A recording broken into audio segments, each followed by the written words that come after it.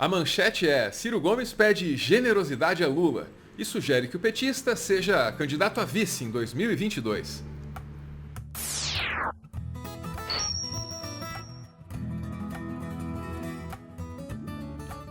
A fala de Ciro Gomes, que justifica a existência desse plantão, veio dentro de um debate. Um debate sobre reforma administrativa que, aliás, estava bem frequentado. Dá uma olhada. Além de Ciro Gomes, tem o Freixo, Molon, Perpétua, Marconi, André Figueiredo e Edu Moreira. Você pode ver o debate na íntegra aqui no YouTube, se você quiser, mas para a gente entender o contexto dessa fala do Ciro Gomes, eu separei alguns trechos para a gente ver aqui. Porque você sabe como são as coisas? Se você olha apenas para uma manchete como essa aqui, aí tudo que você tem é um pedaço da história. O pedaço da história que algum jornalista decidiu destacar. Então vamos lá. A declaração do Ciro Gomes, que está na manchete que eu acabei de mostrar aqui, essa declaração foi feita num debate sobre reforma administrativa e num momento dentro desse debate em que o Ciro Gomes elencava, listava as prioridades de um Brasil em reconstrução, um Brasil pós-Bolsonaro. E se você já está familiarizado com o discurso do Ciro Gomes, então você sabe o que vem por aí. Ele vai falar de enfrentamento das desigualdades, de desenvolvimento. Porque uma sociedade que tem 5 pessoas, cuja fortuna é equivalente às posses de 100 milhões de pessoas, para mim está muito claro que a conta tem que ser paga mais pelos de cima do que pelos de baixo. Mas isso, o PT ganhou 4 eleições e o Fernando Henrique mais 2, com conversa de progressismo e de esquerda, e o Brasil produziu, nesses 20 anos, 5 pessoas acumulando a renda de 100 milhões de nacionais. Isso a gente tem que olhar, não adianta se zangar, ter raiva, eu estava lá ajudando, não quero fazer de conta, mas enfim, mas isso é o fato. Por quê? Porque no Brasil a gente não cobra imposto dos ricos, só cobra imposto de pobre de classe média. E aí tem que mostrar de onde é que vem o dinheiro, etc, etc. Nacional por quê? Porque agora está provado que a economia é um fenômeno nacional. A taxa de juro não é global, o nível de sofisticação tecnológica não é global, o nível do tamanho das empresas não é global. Portanto, a gente tem que ter uma economia que seja preocupada em se integrar com o mundo, mas que seja feito, guiado isso pelas condições de produzir, de trabalhar, de pagar emprego, de pagar salário, de pagar imposto do Brasil. E, por fim, desenvolvimento. Se o Brasil não volta a crescer, e agora crescer significa fazer de um jeito que não era como no passado. Nós agora temos que crescer sem depredar o meio ambiente, nós agora temos que crescer de forma digital, com a economia do conhecimento, 4.0, pós-industrial. Nós temos que crescer em base orgânica, numa agricultura familiar que esteja capaz de ser tecnificada de forma sofisticada, e canais de comercialização que possam abrir o caminho do comércio exterior. Enfim, por isso eu defendo tudo isso. Aí depois de elencar as prioridades desse Brasil em reconstrução, depois disso Ciro Gomes começa a cogitar hipóteses sobre quem estaria em condições de liderar esse projeto. Ele começa a imaginar um cenário político que permitiria que esses problemas todos, esses problemas sobretudo econômicos, pudessem ser atacados, enfrentados, resolvidos. E é nesse ponto que ele começa a fazer aí uma apologia da reconciliação. E aí fica muito claro que quem vai operar esse projeto nacional é a política, uma nova e ampla aliança, generosa aliança que permita ao Brasil se reconciliar consigo mesmo. Nós não podemos ir para 2022, eu sou um possível candidato, mas eu falo para todos os simpatizantes de todas as candidaturas. Nós não podemos ir para 2018, 2022 com uma agenda que reproduza a lógica de ódio, de segregação, de moralismo de goela, né, de manipulação da religiosidade popular, num enfrentamento vazio de discussão do futuro. Porque, ao contrário do que os dois estão dizendo, a tarefa não é derrotar o Bolsonaro, que é uma tarefa muito grave. As tarefas são duas. Derrotar o Bolsonaro é muito importante, não por ódio a ele, mas derrotar o desastre que ele está produzindo na saúde, na economia, na relação internacional, que o Brasil está desmoralizado. Mas a segunda grande tarefa, mais difícil e que pede muita reconciliação de todos nós, é botar uma coisa nova no lugar, nesse ambiente de terra arrasada que nós estamos. E aí imagine vocês uma campanha em 2022, o Bolsonaro querendo se recuperar da impopularidade, a lembrar a esculhambação do Palocci, a esculhambação do Zé Disseu, a esculhambação não sei de quem.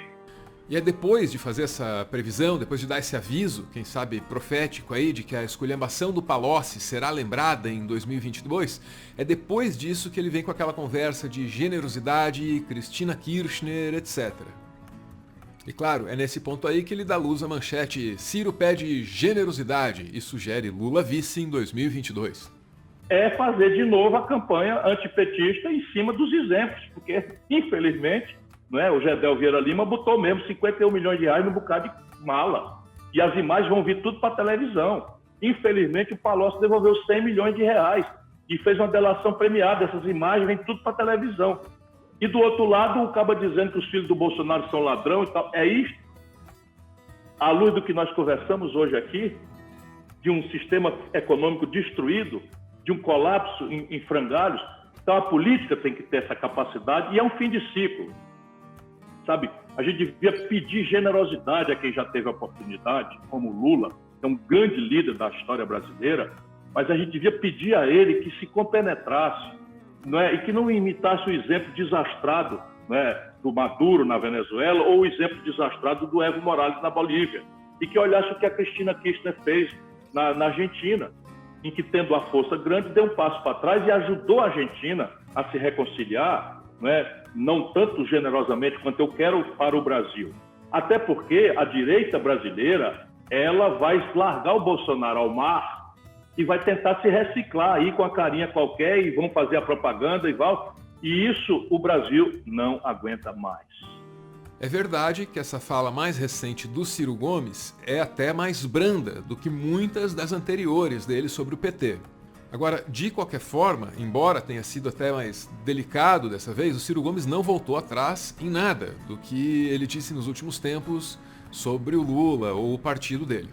Aliás, quando o Lula recuperou o direito de concorrer em 2022 e concedeu aquela entrevista coletiva lá, aquela entrevista da qual a gente está falando até agora, porque mudou muita coisa na política brasileira, quando ele concedeu aquela entrevista, ele já foi confrontado com uma declaração do Ciro Gomes, talvez você lembre disso. Ele disse que o senhor é inocente no caso Moro, mas que não dá para dizer que o senhor é honesto. Essa foi a fala dele, exatamente. Sinceramente, não sei se merece uma resposta. Eu não sei. Mas você... Eu não sei. Porque o Ciro Gomes me conhece mais do que eu conheço ele. Ele me conhece mais do que eu conheço ele. E o Ciro Gomes sabe quem eu sou. O Ciro Gomes precisa assumir a responsabilidade, que ele é um homem de 64 anos de idade. Ele não pode falar as meninices que ela achava que era engraçado quando ele era jovem. Se ele quer ser presidente desse país, ele tem que aprender uma coisa, ele tem que respeitar as pessoas. Ele não pode ofender a Dilma como ele ofendeu. Ele não pode ofender os partidos como ele ofendeu. Ele acha que ele é o quê? Ele primeiro tem que se reeducar. Porque se ele continuar com essas grosserias todas, sabe qual vai ser o fim do Ciro Gomes? Ele não vai ter apoio da esquerda, não vai ganhar confiança da direita e vai ter menos votos do que ele teve nas eleições que ele participou até agora. Ele só tem que aprender isso. Um argumento muito usado para defender uma frente progressista liderada por Ciro Gomes são as pesquisas que constatam repetidamente que candidatos do PT até conseguem chegar num segundo turno, mas aí perdem para o Bolsonaro. Perdem, de certo, porque esbarram em dificuldades múltiplas, incluindo a imprensa brasileira, que tenta sempre estabelecer uma falsa equivalência entre o petismo e o bolsonarismo, colocando cada um como lado oposto de uma moeda, colocando ambos como radicais e perigosos, o que não é verdade. Acontece que nessa semana em que o Ciro Gomes sugere um Lula vice, nessa mesma semana sai uma pesquisa da XP Investimentos, que é tudo menos petista, né? A XP Investimentos. E eles mostram que a maré mudou e mudou bastante.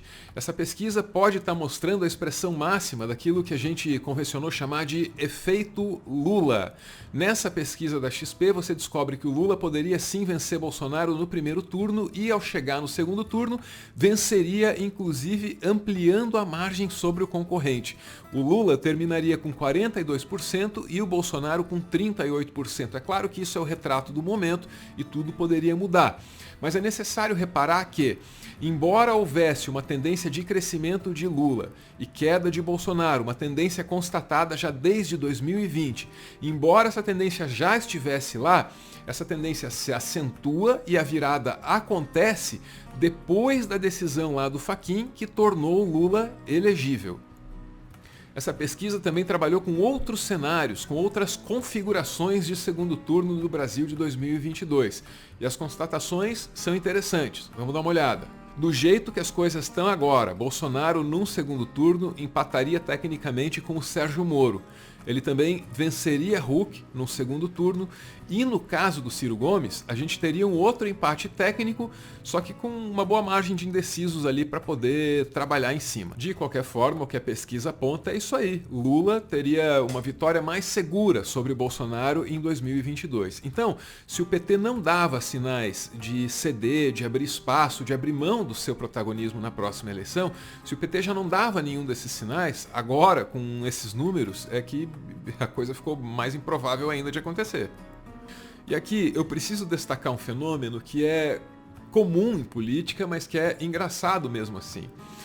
A possibilidade de que Lula seja candidato bagunçou o cenário político brasileiro, virou tudo de cabeça para baixo. Só que ainda assim, mesmo com todos esses efeitos, mesmo com o tal efeito Lula, a coisa é só uma possibilidade. Porque Lula nunca falou com todas as letras, serei candidato.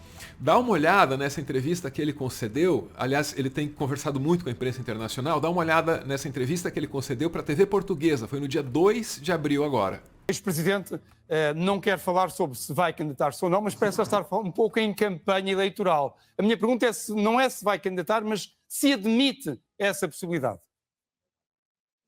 Veja, se eu admitir, a manchete do jornal é o seguinte: Lula admite ser candidato a presidente da República. Deixa eu te dizer uma coisa que eu tenho dito no Brasil, José Rodrigues. Necessariamente eu não preciso ser candidato a presidente da República. Obviamente que eu não vou dizer que não sou e não vou dizer que sou. Nós vamos esperar chegar a 2022, nós vamos precisar saber como é que está o quadro político.